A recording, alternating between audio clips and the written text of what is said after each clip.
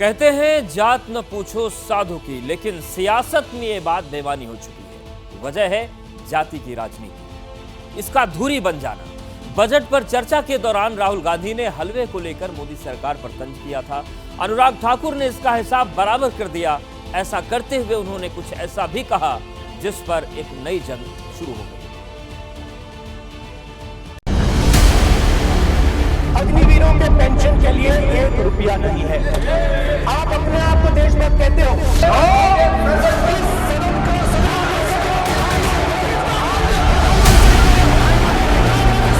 जो चक्रव्यूह होता है स्पीकर सर, वो लोटस के शेप में होता है, कमल के फूल के शेप में होता है।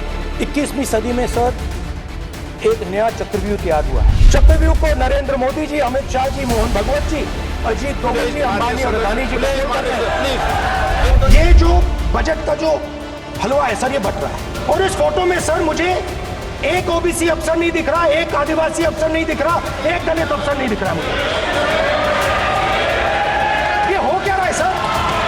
सर देश का हलवा बट रहा है सर, और इसमें 73% का एक है ही नहीं सर। ये आप लोग हलवा खा रहे हो और बाकी देश को हलवा मिल ही नहीं रहा है। राहुल जी बताइए, हलवे की बात की थी, जीप घोटाले का हलवा किसने खाया? वो फोर्स घोटाले का हलवा किसने खाया?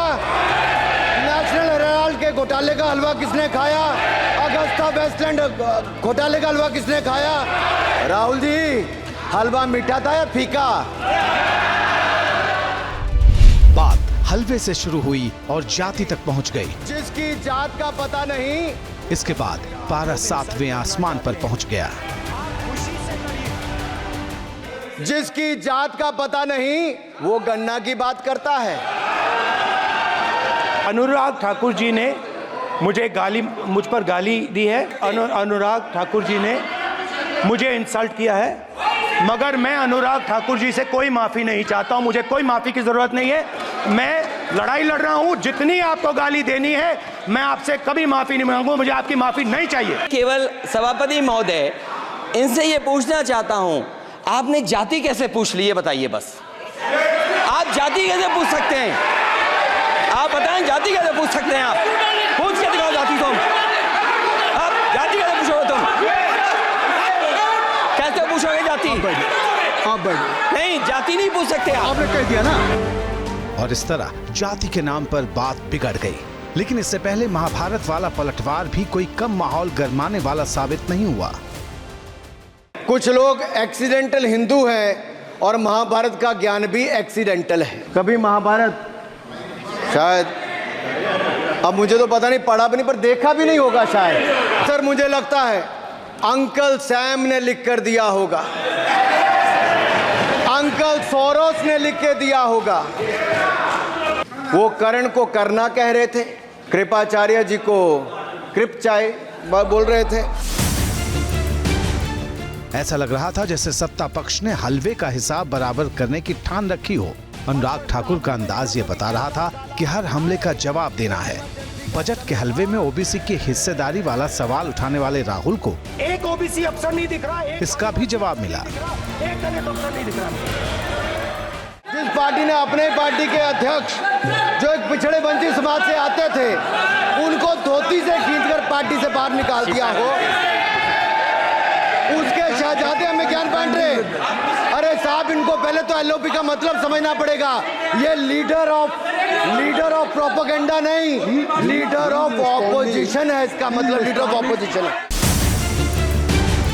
जाति से लेकर महाभारत तक हुई इस भिड़ंत के दौरान सबकी निगाहें बजट पर हुई चर्चा पर वित्त मंत्री निर्मला सीतारमण के जवाब पर भी टिकी थी, जिन्होंने कांग्रेस से लेकर इंडिया ब्लॉक के तमाम नेताओं पर तीखे तीर छोड़े।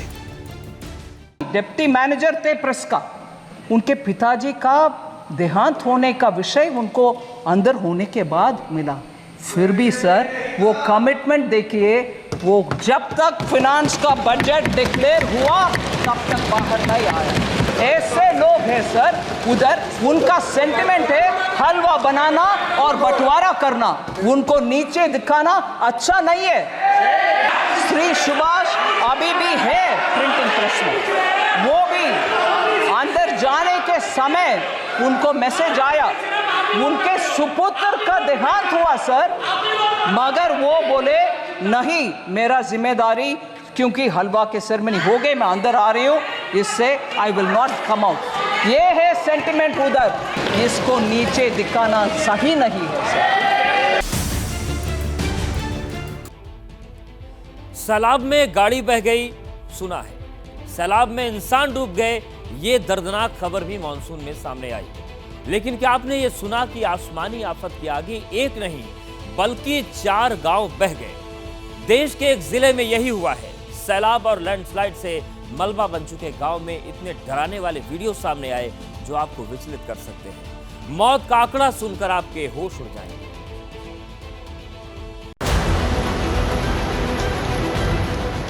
कौन यकीन करेगा कि इस कयामत के सैलाब के नीचे गांव के गांव दबे हैं।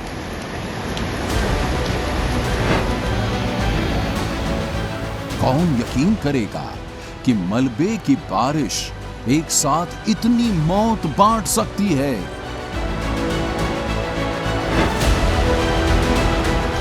कौन यकीन करेगा कि आधी रात की लैंडस्लाइड से वायनाड वर्ल्ड वाइड वायरल हो जाएगा। देश के निचले हिस्से में शिफ्ट हो रहा मॉनसून अगस्त से पहले आफत का ऐसा अध्याय ओपन करेगा, ये किसी ने नहीं सोचा था। केरल के वायनाड में साल का सबसे बड़ा प्राकृतिक हादसा हो गया। रात को सोते वक्त पहाड़ों से मौत आई और 4 गांव को तबाह कर दिया।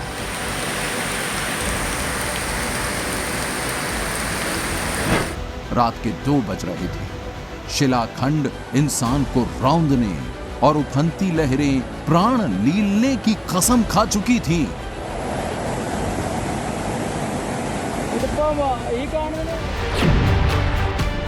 बारिश और लैंडस्लाइड के अटैक से वायनाड के मुंडकक्कई, चूरलमाला, अट्टामाला और नूल पूझा में कोहराम मच गया।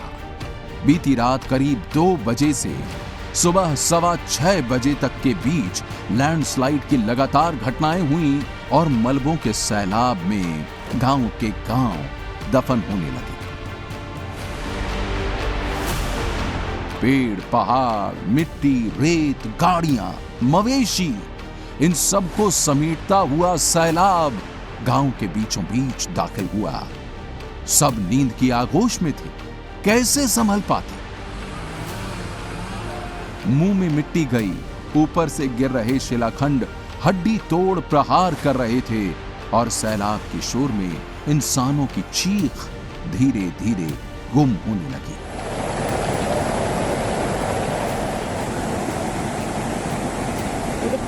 तीन 400 घर था इसका ऊपर।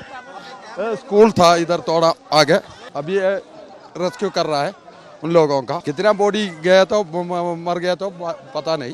100 के ऊपर निकले। अभी चल रहा है, काम चल रहा है, काम चल रहा है। मौत के कीचड़ में अभी कितने फंसे हैं किसी को नहीं मालूम। राहत और बचाव में आर्मी के साथ साथ नेवी को भी लगाया गया। एनडीआरएफ की टीम ने पहले ही मोर्चा संभाल लिया था। मौसम की अड़चन और गांव तक पहुंचने के रास्ते तबाह हो जाने की वजह से रेस्क्यू डिले हो रहा था। रस्सी के सहारे रास्ता बनाया गया और कुछ खुशनसीबों की जान बचाई गई। जो ग्लोबल टेम्परेचर बढ़ रहा है क्लाइमेट चेंज के कारण, उसके कारण क्या हो रहा है कि जो वायु का टेम्परेचर बढ़ने के कारण उसमें मॉइस्चर को होल्ड करने की कैपेसिटी बढ़ रही है। और जब मॉइस्चर ज़्यादा होता है, नमी ज़्यादा होती है हवा में, तो बादल काफ़ी ज़्यादा उग्र बनते हैं, काफ़ी ऊंचे बनते हैं, काफ़ी बड़े बनते हैं और जो थोड़ी ही देर में बहुत तेज बारिश देने की संभावना या कैपेबिलिटी रखते हैं, जिसके कारण ये एक्सट्रीम वेदर इवेंट बढ़ रहे हैं। केरल सरकार ने जो जानकारी दी है उसके मुताबिक रेस्क्यू में पामूर मिलिट्री स्टेशन के 130 जवान, रक्षा सुरक्षा कोर के कन्नूर सेंटर से 200 जवान और इन्फेंट्री बटालियन के 122 जवान वायनाड पहुंच चुके हैं और इस त्रासदी में जान माल के नुकसान को कम करने में जुटे हैं। सोचिए, मंगलवार को आधी रात 1 बजे तक सब ठीक था, 4 गांव में सब सामान्य था, लेकिन 2 बजते ही मौत का ऐसा मलबा आया कि 4 गांव गायब हो गए। एक के बाद एक लैंडस्लाइड ने किसी को संभलने का मौका नहीं दिया। हालात कितने खराब हैं ये इसी से समझ लीजिए कि मलबे के अंदर कितने लोग दबे हैं। किस हाल में ये रेस्क्यू है ये टीम को पता नहीं चल पा रहा। इंडियन नेवी की रिवर क्रॉसिंग टीम को भी इस रेस्क्यू मिशन से जोड़ा गया है। ये टीम मेडिकल एक्सपर्ट्स के साथ ऑपरेशन जिंदगी में जुटी है। പരിക്കേറ്റ് വിവിധ ആശുപത്രികളിൽ 128 പേർ ചികിത്സയിലുണ്ട്. ഇന്നലെ രാത്രി ഉറങ്ങാൻ കിടന്നവരാണ് എല്ലാവരും. ആ ഘട്ടത്തിലാണ് കുഞ്ഞുങ്ങളടക്കമുള്ളവർക്ക് നേരം പുലരുന്നതിന് മുൻപ് ഇത്തരമൊരു സംഭവത്തിൽപ്പെട്ട് जीवन नष्टപ്പെട്ട് മണ്ണിൽ പുതഞ്ഞു പോയത്. असली चुनौती लापता गांव वालों का पता लगाने की भी है। 300 से ज्यादा लोगों का इस महामुसीबत में फंसा होने का आंकड़ा फिक्र बढ़ाने वाला है। जिन लोगों का रेस्क्यू हो चुका है उनके चेहरे पर खौफ कायम है। ये खौफ बता रहा है कि उन्होंने साक्षात मौत देखी है। जब छावन कर रहा था तो हम लोग घर से निकल के जल्दी बाहर आ गया। ओ हमारा उधर का बहुत आदमी मर गया। लगभग 1:40 में पूरा आवाज़ आया। बाद में हम लोग रूम में था उतर गया तो मेरा रूम से तकरीबन 30 मीटर दूर पूरा गिर गया। वायनाड लैंडस्लाइड की घटना ने देश को झकझोर दिया है। शोक और संवेदना के बीच मौत का मीटर तेजी से बढ़ रहा है। 100 से ज्यादा लोगों का यूं अचानक तड़प तड़प कर मर जाना हॉरर है। अब सवाल है कि आखिर केरल में रात 2 बजे क्या हुआ। असाधारण बात नहीं है, जब भी तेज बारिश होती है तो बादल फटने जैसी घटनाएं बन जाती हैं। और जो वायनाड में देखा है हमने, जो मंगलवार को देखा अर्ली मॉर्निंग में, और जिसमें कई लोगों की जान गई, उसमें भी बहुत तेज बारिश हुई है। और क्योंकि जो प्लांट डेवलपमेंट जो हो रहा है उसका भी असर देखने को मिला है, जिससे कि पहाड़ टूट रहे हैं और मड स्लाइड और लैंडस्लाइड बढ़ रही है और लोगों की जान जा रही है। वायनाड में आज भी बारिश का अलर्ट है। कुछ हिस्सों में तेज बारिश हो भी रही है। रेस्क्यू के लिहाज से ये टेंशन की बात है, लेकिन मोर्चे पर सेना के शूरवीर हैं, रक्षक जांबाज हैं। पूरी उम्मीद है कि चमत्कार होगा और मौत को मात देकर कई लोग सकुशल बाहर आ जाएंगे। लेकिन जिन लोगों ने जान गंवा दी उनकी कमी कभी पूरी नहीं हो पाएगी। वायनाड की त्रासदी देखकर देश सन्न है। केरल में राजकीय शोक है। एक साथ इतनी मौत की खबर बेहद सनसनीखेज है। देश के कई दूसरे हिस्सों में बारिश और बाढ़ का कहर थम नहीं रहा। तबाही की तस्दीक करते कुछ और वीडियो सामने आए हैं जिनका एक फ्रेम टेंशन बढ़ाने वाला है।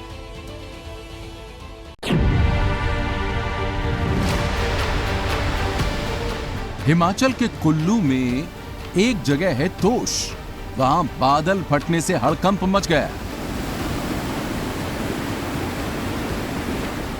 बीती रात 3 बजे बादल फटने से इलाके में दहशत फैल गई। पानी गांव के कई घरों और होटलों में घुस गया। प्रचंड धारा में गांव को सड़क से जोड़ने वाला पुल ही बह गया। खबर है कि गांव में कुछ पर्यटक भी फंसे हुए हैं। 2 होटल को भी नुकसान पहुंचा है।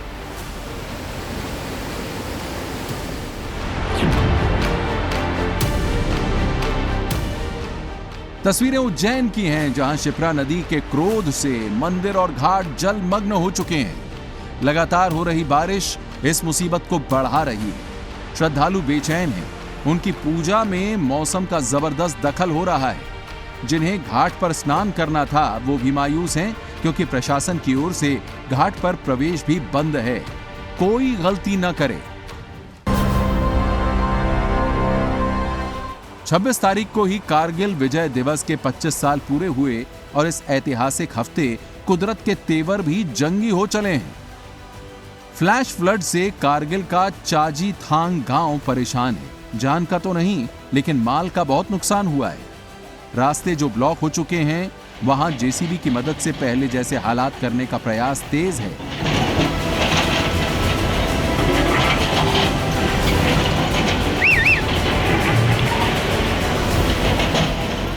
ये तो थी देश में फ्लड अटैक की तस्वीरें। चीन में भी जुलाई का जुल्म जारी है। चीन के हुन्नान प्रांत में बारिश के सितम के आगे 7 जानें जा चुकी हैं और 3 लापता हैं।